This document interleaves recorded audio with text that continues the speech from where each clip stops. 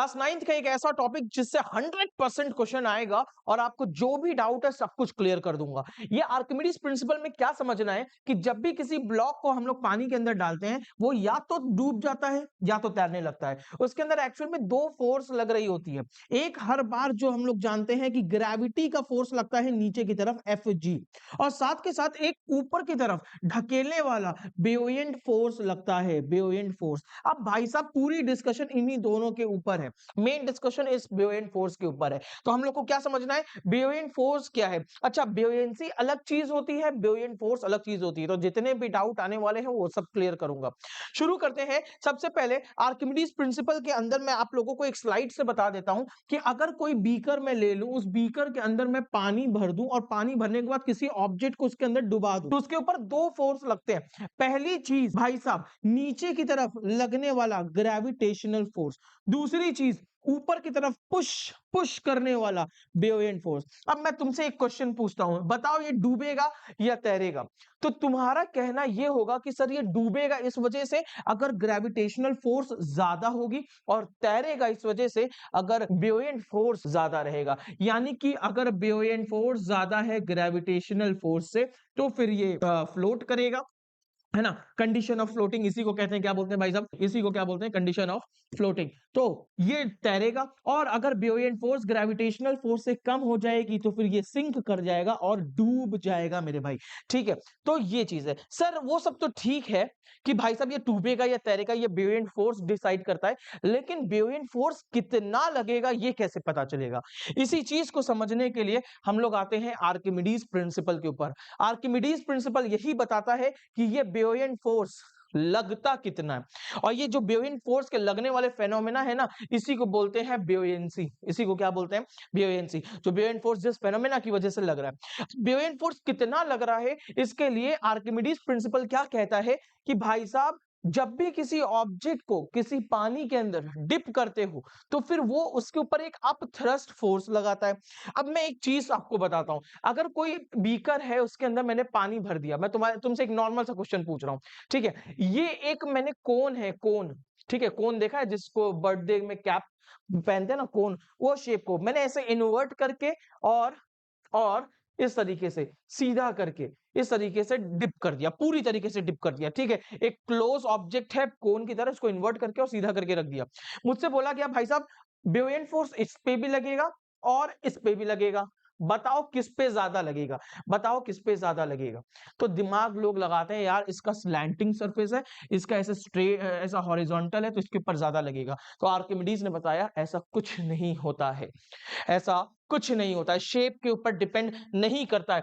Respective of shape, चाहे जैसा shape हो उसके ऊपर अपवर्ड फोर्स लगेगा और उतना ही लगेगा जितना वाटर डिस्प्लेस है। अब ये जो चीज है मैं इसके ऊपर आऊंगा, है ना, डिटेल में। सारी सारी कंफ्यूजन इसी को लेकर के, कितना वाटर डिस्प्लेस है। तो सुनना, तो अब मैं एक बेयोएंट फोर्स को समझाने के लिए एक एग्जांपल लेता हूं। बेयोएंट फोर्स को देखो एफबी से रिप्रेजेंट किया जाता है।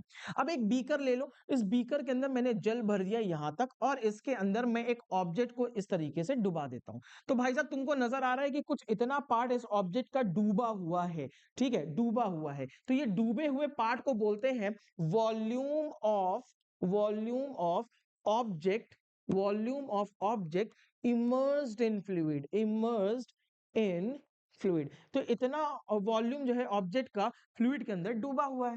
अब जितना वॉल्यूम इसका डूबा हुआ होगा उतने ही इलाके के पानी को इसने हटाया होगा। तो जितना पानी हटाया उसको बोलते हैं वाटर डिस्प्लेस, वाटर डिस्प्लेस। और हमको किससे मतलब है, कितना वाटर डिस्प्लेस, कितना volume of water displace. Sir obvious सी बात है, जितना इसने हटाया, जितना इसने ऑक्यूपाई किया डूबने के बाद उतना ही पानी हट गया। तो ये जो वॉल्यूम ऑफ ऑब्जेक्ट इमर्स्ड है, यही ऑब्जेक्ट है हमारा, ये ऑब्जेक्ट का जितना वॉल्यूम इमर्स्ड है उसी के बराबर हो जाएगा हमारा वाटर के डिस्प्लेस होने का वॉल्यूम, यानी कि वॉल्यूम ऑफ वाटर डिस्प्लेस। बात क्लियर है। अब ये जो वॉल्यूम ऑफ वाटर डिस्प्लेस है, आर्किमिडीज कहता है कि इसका वेट निकालो, इसका वेट निकालो। जो इसका वेट होगा, जो इसका वेट होगा, यानी कि इस पर्टिकुलर वॉल्यूम का कुछ ना कुछ मास होगा, उस मास को ग्रेविटी से मल्टीप्लाई करो, उसका वेट होगा। यही वेट हमारा ब्यूएंट फोर्स कहलाएगा। बात समझना, एक बीकर लिया, पानी भरा, ऑब्जेक्ट को डुबाया, जितना पार्ट ऑब्जेक्ट का पानी के अंदर डूबा हुआ है उतना ही पार्ट डूबे हुए पार्ट ने उतने इलाके के पानी को हटा दिया, जिसको हमने बोला वाटर डिस्प्लेस।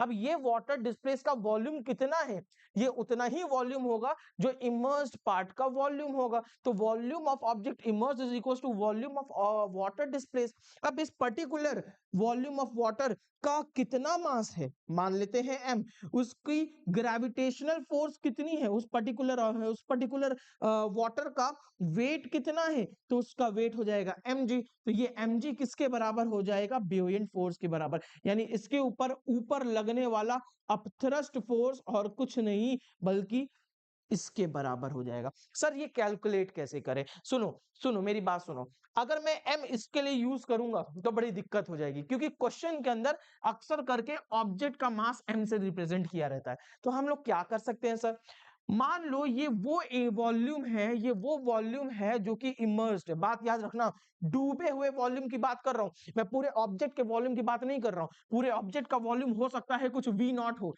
लेकिन मैं इतने इलाके के वॉल्यूम को v से रिप्रेजेंट कर रहा हूं।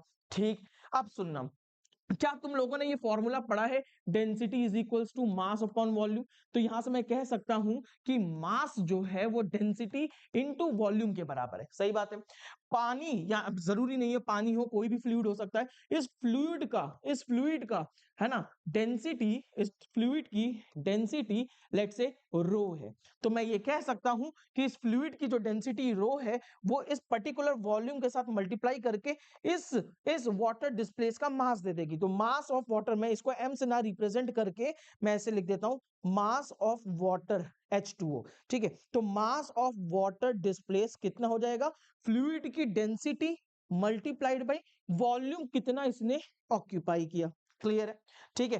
अब इसको मैं मल्टीप्लाई कर दूंगा ग्रेविटी से, वेट निकालने के लिए, वही ब्यूएंट फोर्स के बराबर होगा। तो ब्यूएंट फोर्स और कुछ नहीं, वेट ऑफ वाटर डिस्प्लेस के बराबर है, वेट ऑफ वाटर डिस्प्लेस के बराबर है। अब ये वेट ऑफ वाटर डिस्प्लेस कितना होगा, mass of water displace, mass of H2O into gravitational acceleration due to gravity. Mass of water हमने निकाला रो वी और ये g से मल्टीप्लाई होगा, तो ये ब्यूएंट फोर्स, या फिर हम लोग इसको बोल सकते हैं अपथ्रस्ट फोर्स। क्या बोल सकते हैं, अपथ्रस्ट फोर्स किसके बराबर आ जाएगा, रो वी जी के। रटना नहीं है, बात को समझना। यही सेम चीज मैंने अगली स्लाइड में यहाँ पे दे रखा है, जो कि यहाँ पे देख सकते हो, एफ पी यानी कि ब्यूएंट फोर्स बराबर है किसके, रो वी जी के, जहां पे रो ये पी दे रखा है गलत तरीके से।